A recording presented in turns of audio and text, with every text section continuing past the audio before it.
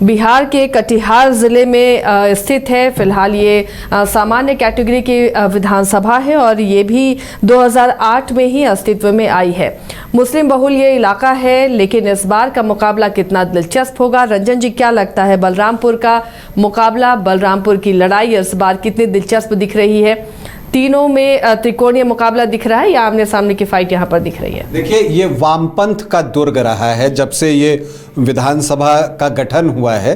तो 2010 को छोड़ दीजिए तो ये वामपंथ यहाँ से जीतता रहा है। इससे पहले जो बलरामपुर था वो आपको बारसोई विधानसभा क्षेत्र का हिस्सा था। इसके अलावा यहाँ से भाकपा माले के महबूब आलम जो है वो चुनाव जीतते रहे हैं। पिछले 2 चुनाव उन्होंने यहाँ से जीता है। कुल 4 बार वो विधायक अब तक बन चुके हैं। यहाँ से 2 बार जो है वो चुने गए हैं और अभी जो विधायक दल है भाकपा माले का, उसके वो नेता भी हैं। सरल जीवन है, सादा जीवन है और लोग इसी वजह से उनको पसंद करते हैं। और आप देखिएगा कि उनको वोट भी यहाँ पर अच्छा खासा जो है वो मिलता रहा है। 2020 में उनको 51% वोट मिले थे, लेकिन 2025 में बहुत बड़ा बदलाव आया है और बदलाव ये आया है कि यहाँ AIMIM जो है पूरी ताकत से लड़ रहा है। तो क्या वो फिर ये माले वाला वोट काट पाएगा AIMIM, क्योंकि उसके भी वोटर मुस्लिम वोट को वो भी साधेगा? इधर महबूब आलम के साथ भी मुस्लिम वोट है। देखिए, जो कैडर वोट है लेफ्ट का वो कहीं शिफ्ट नहीं होगा। खास करके जो भी कैडर बेस्ड पार्टियां होती हैं, चाहे आप लेफ्ट की बात कर लीजिए या बीजेपी भी है, हाँ। जो वोट उनको जाता है वो जाता है। लेकिन जो वोट आपको इसलिए जाता था कि मुस्लिम प्रत्याशी हैं, जीत सकते हैं, वहां पर जो है वो सेंधमारी हो सकती है। और आप देखिएगा कि यहाँ पर जब असदुद्दीन ओवैसी चुनावी प्रचार करने आए तो उन्होंने जो है भाकपा माले के महबूब आलम की आलोचना ऐसे नहीं की। उन्होंने कहा कि इस क्षेत्र में कोई विकास नहीं हुआ है। पूछने लगे बिजली आती है, और फिर जब सामने से रिस्पांस आता है तो कहते हैं बताइए, जिसने बिजली नहीं दी उसको आपने अपना महबूब बनाकर रखा है। तो कहने का मतलब ये कि चूंकि महबूब आलम है तो वहां पर वो उनको ऐड ऑन करते हुए देखते हैं। फिर वहां से जब वो आगे बढ़ते हैं तो वो NDA पर बरसते हैं, बीजेपी पर बरसते हैं, नरेंद्र मोदी की सरकार पर जो है वो बरसते हैं और फिर वहां पर बीजेपी के प्रति हमलावर रहते हैं। चूंकि देखिए, सीमांचल में चाहे महागठबंधन हो चाहे असदुद्दीन ओवैसी हो, वोट बीजेपी के विरोध के जरिए ज्यादा आसानी से आता है। लेकिन इसके बाद जो है उनका लक्ष्य महागठबंधन होता है और महागठबंधन से वो तेजस्वी यादव पर चले जाते हैं और फिर वहां पर जो है वो तेजस्वी यादव के एक बयान की बात करते हैं कि मुझे उन्होंने एक्सट्रीमिस्ट कहा और फिर उससे जोड़कर जो है वो चीज़ों को दिखाने की कोशिश करते हैं। जो लोग वहां पर थे, बहुत ही ओजपूर्ण भाषण था उनका और पूरे लॉ में बोल रहे थे, जज्बे के साथ बोल रहे थे।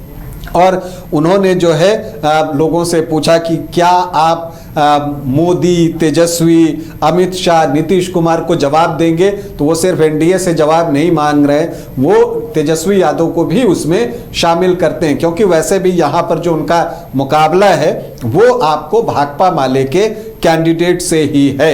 मोहम्मद आदिल हसन AIMIM के टिकट पर यहाँ से चुनाव लड़ रहे हैं और जो वो हैं पूरे दमखम के साथ जो है लड़ रहे हैं। यहाँ पर आदिल हसन जो हैं वो AIMIM के नेशनल स्पोक्स पर्सन हैं, प्रवक्ता हैं और हालांकि इससे पहले वो यहाँ से चुनाव लड़ चुके हैं। 2010 में LJP से लड़े थे, तब 5.25% से ज्यादा वोट आया था और 2015 में AIMIM से लड़े थे तो 3.25% ही वोट आया था। लेकिन 2015 के AIMIM और 2025 के AIMIM में बहुत फर्क है। तब वो बिहार के लिए नई पार्टी थी, अब पिछली बार उनके 5 विधायक यहाँ से चुने गए थे। तो ओवैसी बार बार सीमांचल को कहते हैं कि इसको पासमानदा रखा गया है, यहाँ विकास नहीं है।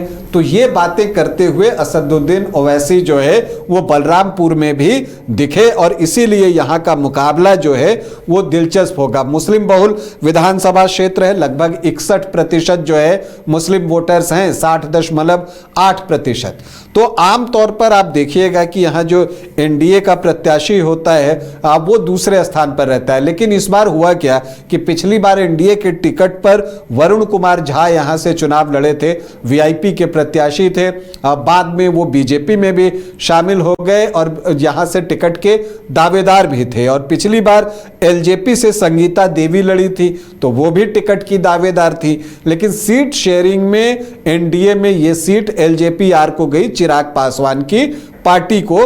तो उन्होंने संगीता देवी को चुनावी मैदान में उतारा और यह बात वरुण कुमार झा को पसंद नहीं आई और वो यहां से निर्दलीय चुनावी मैदान में उतर गए। तो यहां पर एनडीए के वोटों में एक बंटवारा देखने को मिल सकता है, ये दिख रहा है। इसके अलावा जनसुराज ने अशाब आलम को यहां से अपना प्रत्याशी बनाया है। पीपुल्स पार्टी प्लूरल्स पार्टी ने भी यहां से शाहिद शेख को जो है अपना प्रत्याशी बनाया है। बीएसपी की प्रिया कुमारी राय हैं। कई कैंडिडेट हैं, मुस्लिम कैंडिडेट यहां पर ज्यादा हैं क्योंकि मुस्लिम बहुल विधानसभा क्षेत्र है। लेकिन अब ये जो है महबूब आलम के लिए असली परीक्षा है।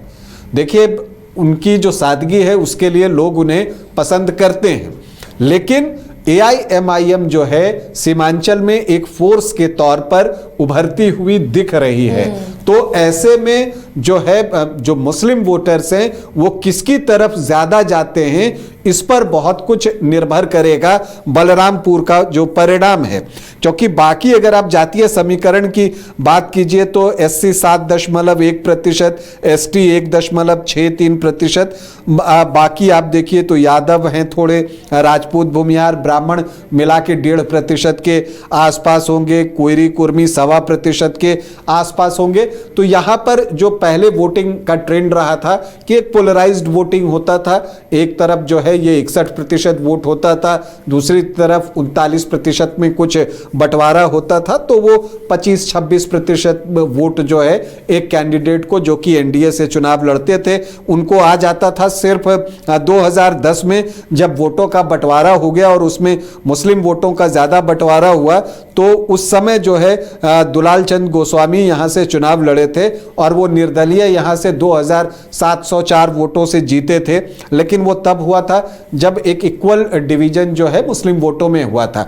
इस बार क्या होता है ये देखना दिलचस्प होगा। लेकिन एक बात तो है कि महबूब आलम के लिए जो रास्ता है बलरामपुर से पटना विधानसभा तक पहुंचने का वो इस बार उतना सरल, सुगम, आसान नहीं है जितना कि पिछली बार था। क्योंकि एआईएमआईएम ने यहां पर पूरी ताकत झोंकी है और एआईएमआईएम की नजर है इस सीट पर। क्योंकि एआईएमआईएम की कोशिश है, पिछली बार 20 लड़कर वो 5 लेकर आए थे जिसमें से 4 फिर आरजेडी में चले गए। इस बार वो 25 सीटों पर चुनाव लड़ रहे हैं अकेले पार्टी के तौर पर। तो उनकी कोशिश है कि डबल डिजिट तक किसी तरह से पहुंच जाएं, नहीं तो 8 तो कम से कम वो जरूर चाहेंगे। तो ऐसी परिस्थिति में बलरामपुर एक वो सीट है और यहां का जो एक समीकरण है वो ऐसा है कि यहां पर एआईएमआईएम अपने लिए संभावनाएं देख रहा है। तो इसीलिए बलरामपुर में इस बार जो है एक दिलचस्प मुकाबला भाकपा माले और एआईएमआईएम के बीच भी होगा। हालांकि एनडीए की संगीता देवी, चिराग पासवान भी उनके लिए सभा करने गए थे, अच्छी भीड़ जुटी थी। लेकिन वरुण कुमार झा उनका कितना नुकसान करते हैं इसी पर डिपेंड करेगा कि संगीता देवी जो है मुकाबले को त्रिकोणीय बना पाती हैं या नहीं बना पाती हैं। तो बलरामपुर में एक दिलचस्प चुनाव इस बार होने जा रहा है। तो बलरामपुर में दिलचस्प चुनाव इस बार और मुकाबला आमने सामने होगा या त्रिकोणीय होगा, ये जैसे जैसे अब चुनाव करीब आएगा उसके बाद पता चलेगा।